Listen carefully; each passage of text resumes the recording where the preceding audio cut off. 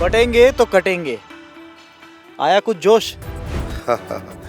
जीतने के बाद, अगर जीतने हैं 23 नवंबर को, तो उसके बाद जनता से 5 बड़े वादे। गाजियाबाद की जनता किन मुद्दों पर आपको वोट देगी और आपके पहले 5 मुद्दे क्या होंगे?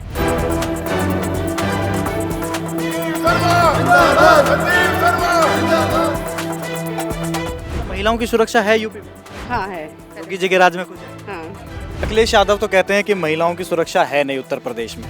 पहले क्या था, चलिए बताइए आप। पहले ये था जब अखिलेश जी थे तो दंगा फसाद होता ही था, ऑब्वियस सी बात है। योगी का नाम ही डर खत्म करता है। बटेंगे तो कटेंगे के नारे में उन्होंने दिया कि अगर बटेंगे तो 1200 रुपए का सिलेंडर मिलेगा, एक रहेंगे तो 400 रुपए का मिलेगा। राहुल गांधी यहाँ पर आरक्षण की वकालत करते हैं, विदेश में जाकर कहते हैं कि आरक्षण समाप्त कर दिया जाएगा। तो ये तो दोगली राजनीति तो कर रही है कांग्रेस। संजीव शर्मा को मुस्लिम समुदाय और दलित समुदाय किस मुद्दे पे वोट दे? क्योंकि लोकसभा के चुनावों में एक नैरेटिव क्रिएट हुआ था कि आप लोग संविधान खत्म कर देंगे। आपकी पार्टी के बड़े बड़े लीडर्स ने इस चीज को एक्सेप्ट किया कि हाँ, जनता के मन में ये चीज गई है। और ये जो बता रहे हैं कि दलित मुस्लिम गठजोड़, ये टाई फिस हो जाएगा। बहुत कम ये लोग अपनी जमानत भी बचा पाए तो एक बहुत बड़ी बात गाजियाबाद में होगी। एक हैं तो सेफ रहेंगे, बटेंगे तो कटेंगे, और फिर दूसरी तरफ पाकिस्तान, आतंकवाद, ये सब मुद्दे लेकर के आए जाते हैं। क्या इन मुद्दों पे चुनाव लड़ा जाएगा या विधानसभा के जो मैंने अभी मुद्दे गिनवाए इन पे चुनाव लड़ा जाएगा? पूरा गुणागणित लगा लिया, कितने वोटों से जीतेंगे अब ये भी बताइए। उत्तर प्रदेश की 9 विधानसभा सीटों पर उपचुनाव होने वाले हैं और इस समय मैं मौजूद हूं उत्तर प्रदेश की सबसे हॉट सीट यानी कि गाजियाबाद से विधानसभा सीट से प्रत्याशी बीजेपी के संजीव शर्मा। संजीव जी, इंडिया टीवी में आपका बहुत बहुत स्वागत है। मैं बहुत धन्यवाद करता हूं आपका और बहुत स्वागत करता हूं। कैसा चल रहा है चुनाव? चुनाव पूरे पीक पे है और बहुत अच्छा चुनाव चल रहा है। बटेंगे तो कटेंगे, आया कुछ जोश? बटेंगे तो कटेंगे जो मुख्यमंत्री जी या जिसके संदर्भ में भी कहा जा रहा है, गाजियाबाद में तो सब लोग भारतीय जनता पार्टी को समर्थन पहले से करते आए हैं, योगी जी के समर्थन में लोग हैं। तो वो जो बात सुधांशु त्रिवेदी जी ने कहा कि जो पीछे लाहौर में, जम्मू कश्मीर में, इन सब जो बात हुई है, जहां 80% तक कराची में 80% तक हिंदुस्तान के लोगों का, हिंदू और सिखों का वहाँ पर व्यवसाय था, धीरे धीरे सब व्यवसाय ख़त्म हो गया, धीरे धीरे वहाँ से लोग ख़त्म हो गए और सब लोग बड़ी बुरी स्थिति में वहाँ से रहे। इसलिए सबका कहा कि एक रहो तो नेक रहो, सब लोग एकता में रहना चाहिए और हम सब एक रहेंगे तो निश्चित रूप से हमारी विजय होगी। लेकिन वो तो लाहौर था, कराची था, ये तो भारत है और ये गाजियाबाद है। नहीं, भारत, गाजियाबाद में कोई ऐसी बात नहीं है ना, गाजियाबाद में ऐसी कोई बात कही है उन्होंने तो जहाँ कही होगी वहाँ के परिप्रेक्ष्य में कही है। नहीं, लेकिन चुनावों पे असर तो पड़ रहा है। हिंदुस्तान में जम्मू कश्मीर तो है ना, चलो हिंदुस्तान में आप कह रहे हैं कराची नहीं है या लाहौर नहीं है, लेकिन जम्मू कश्मीर तो है।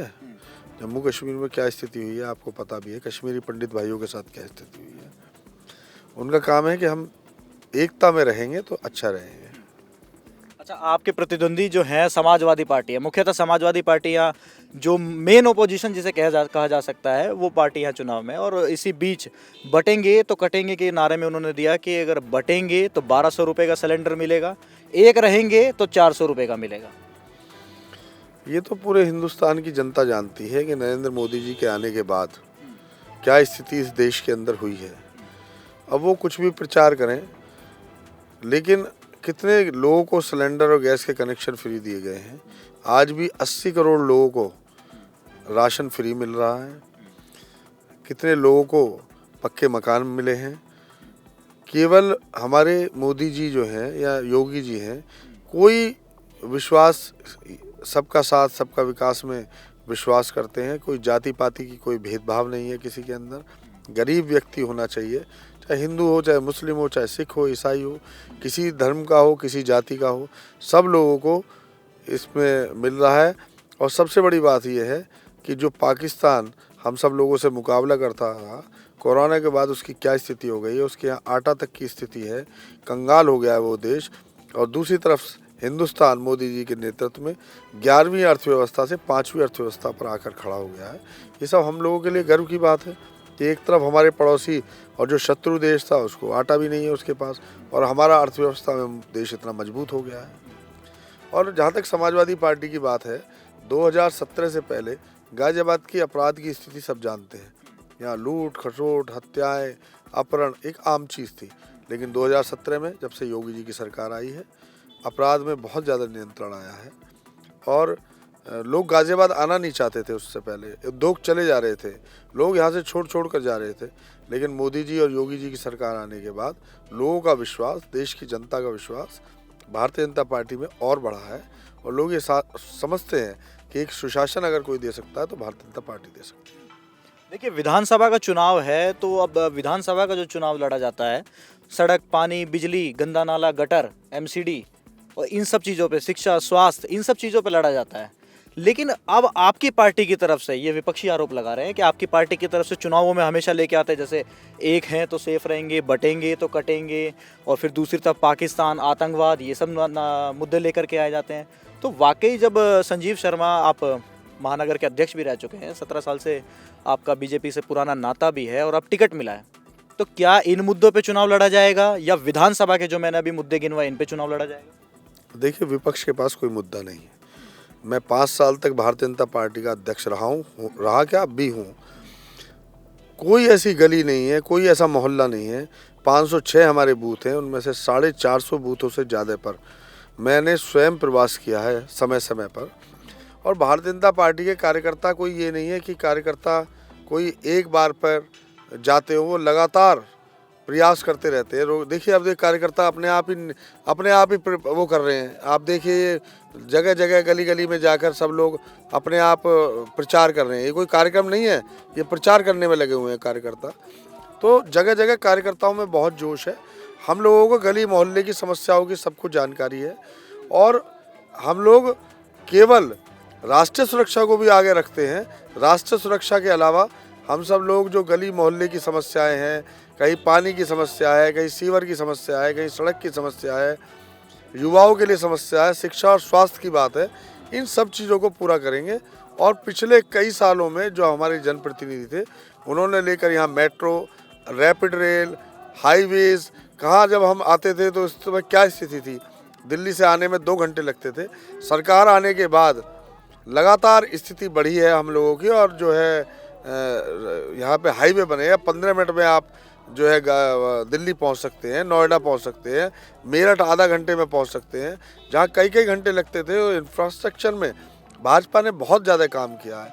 हवाई अड्डा दिया है, यहाँ मेट्रो दिया है, यहाँ रैपिड दिया है, यहाँ NH दिया है, यहाँ पर ईस्टर्न पेरीफेरल दिया है, कौन सा यहाँ हॉस्पिटल दिया है, यहाँ स्टेडियम दिया है। कौन सी ऐसी चीज़ है जो यहाँ पर भारतीय जनता पार्टी की सरकार ने नहीं दी है। चलिए, 2 साल से जो सांसद थे उनको चेंज करके अतुल गर्ग को यहाँ पे सांसद बनाया गया और आप जिस सीट से चुनाव लड़ रहे हैं वो अतुल गर्ग की सीट है।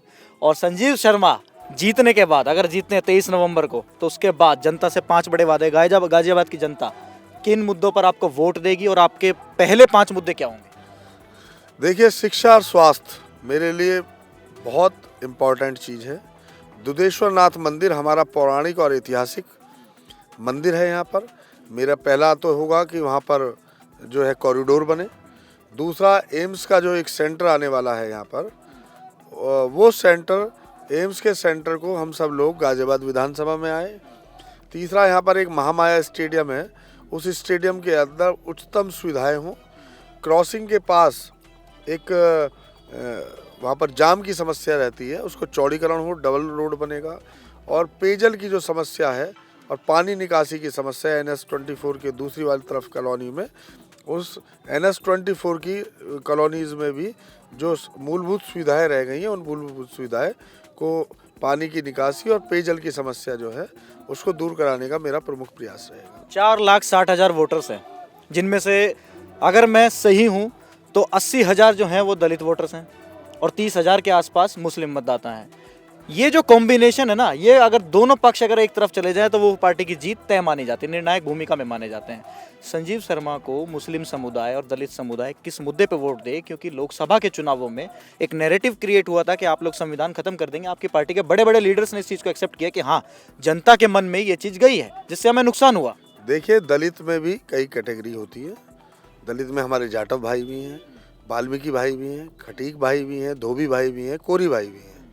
तो 80,000 जो आप बता रहे हैं उसमें से 60,000 वो लोग हैं जो भारतीय जनता पार्टी के समर्थक हैं।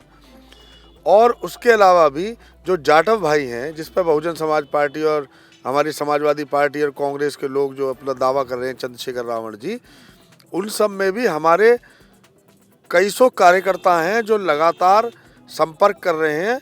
तो मुझे अब की बार लगता है कि दलित वोटों का 80% वोट भारतीय जनता पार्टी को जाएगा। पिछले चुनावों में कुछ अफवाहें फैलाकर, मान्य ये कहकर कि आरक्षण को बदल देंगे, संविधान को ख़त्म कर दिया जाएगा, संविधान को बदल देंगे, हमारे देश के प्रधानमंत्री मोदी जी सर पर पुस्तक रखकर संसद के अंदर स्थापित करते हैं उस पुस्तक को। राहुल गांधी यहाँ पर आरक्षण की वकालत करते हैं, विदेश में जाकर कहते हैं कि आरक्षण समाप्त कर दिया जाएगा। तो ये तो दोगली राजनीति तो कर रही है कांग्रेस। भारतीय जनता पार्टी तो हमेशा से बाबा साहब का सम्मान करती रही है, आरक्षण का सम्मान करती रही है, संविधान का सम्मान करती रही है। आप देखेंगे कि भीमराव अंबेडकर जी के, बाबा साहब के, अगर पंचतीर्थों का किसी ने विकास किया है तो नरेंद्र मोदी जी ने किया है, भारतीय जनता पार्टी ने किया है। ये एक नैरेटिव सेट किया जा रहा है। आप जिस दिन वोट खुलेंगी 23 तारीख को, आप देखिए कि जितना लोग सोच रहे हैं उससे बड़ा बहुमत भारतीय जनता पार्टी को मिलेगा। और ये जो बता रहे हैं कि दलित मुस्लिम गठजोड़, ये टाई फिश हो जाएगा। बहुत कम ये लोग अपनी जमानत भी बचा पाएं तो एक बहुत बड़ी बात गाजियाबाद में होगी। मुस्लिम मतदाताओं के लिए, मुस्लिम मतदाता भी हमारे साथ है। कैसे, किस मुद्दे पे वोट? बहुत बड़ी, सबका साथ सबका विकास। कई बहुत सारे स्थान है, अगर 1100 मकान मिले हैं तो 900 मकान मुस्लिम को मिले हैं। अगर आयुष्मान कार्ड बने हैं तो सबसे ज़्यादा मुस्लिमों को बने हैं। अगर गैस के कनेक्शन मिले हैं तो मुस्लिमों को मिले हैं। तो हमारी पार्टी जब भेदभाव नहीं कर रही है, और सबसे बड़ी बात ये है, इसमें ना सरकार बननी है ना सरकार बिगड़नी है। लोगों को लग रहा है कि जो पार्टी विकास कर रही है, जो सरकार विकास कर रही है, उसके साथ आए। लेकिन फिर बदले में बयान दिया जाता है कि बटेंगे तो कटेंगे, 80 बनाम 20। इसके लिए है? नहीं, ये बात जो कह रहे हैं मैं तो नहीं कह रहा हूँ, मैं तो कह रहा हूँ सबका पार्टी के कह रहे हैं। हम तो सबका साथ सबका विकास कह रहे हैं। अब यहाँ तो कोई बात ऐसी मुख्यमंत्री जी ने कही नहीं है। मुख्यमंत्री जी यहाँ पर रोड शो करने के लिए आ रहे हैं, और माननीय मुख्यमंत्री जी लोगों के दिलों में बसे हुए हैं। जो मुख्यमंत्री जी जो बात कहते हैं, प्रधानमंत्री जो बात कहते हैं, वो बात अक्षर से सत्य होती है। लोग उसको मानते हैं। हमारे नेता हैं, यहाँ पर रोड शो करने के लिए 16 तारीख को आ रहे हैं। देखना कितना बड़ा जन सैलाब उमड़ेगा, और उसी दिन पता चल जाएगा लोगों को, क्योंकि उसमें दलित समुदाय के लोग बहुत बड़ी संख्या में, आप कह रहे हैं कि 80,000 है, 80,000 में से आपको देखना 40,000 और जाटव समाज के और हमारे वाल्मीकि समाज और दलित समाज के लोग यहीं मौजूद रहेंगे, उनका स्वागत करेंगे। पूरा गुणागणित लगा लिया, कितने वोटों से जीतेंगे अब ये भी बताइए। जीत बहुत बड़ी होगी। कितने वोटों से? मुझे लगता है जो पोलिंग होगा उसमें 75% से अकेले ज़्यादा मतदान में भारतीय जनता पार्टी के पक्ष में होगा। तो चलिए, ये थे मेरे साथ संजीव शर्मा, जो गाजियाबाद विधानसभा सीट से बीजेपी के प्रत्याशी हैं। जीत का दावा ठोक रहे हैं। बटेंगे कटेंगे, एक है अनेक हैं, और समाजवादी पार्टी के नारे भी आपने सुने। फिर अगली विधानसभा में चलेंगे और दिखाएंगे। 20 तारीख को वोटिंग है और 23 तारीख को नतीजे घोषित किए जाएंगे। देखते हैं किसकी जीत होगी, किसकी हार होगी। इंडिया टीवी देखते रहिए। मेरे साथ कैमरामैन मनोज कुमार हैं, मैं दीपक प्रजापत गाजियाबाद से। नमस्कार।